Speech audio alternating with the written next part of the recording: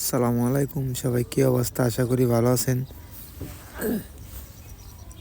তো আমরা বন্ধু বান্ধব সবাই মিলে একটা উদ্যোগ নিয়েছিলাম, কিছু মানুষকে আমরা ইফতারি বাজার করে দিব।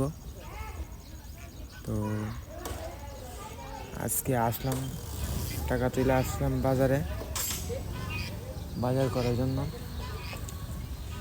তো ডাইল থেকে আপনার যা ইফতারি বাজার লাগে এভরিথিং লওয়া হয়েছে। আমাদের প্রবাসী বাবুল ও আমার ছোটো ভাই, আমার বন্ধু, ও দিছে 2,000 টাকা। আর ইমনে আমার বাতিজা ইমন, ও দিছে 2,000 টাকা, ওর 4,000 টাকা। আর আমরা বাকি টাকা তুইলা আমরা বাজারটা করছি। তো আমি মনে করি কি,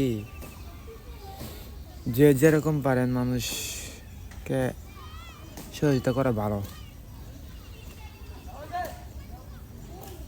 যে যতটুকু পারেন সহযোগিতা করবেন। তো এই বলে আসসালামু আলাইকুম।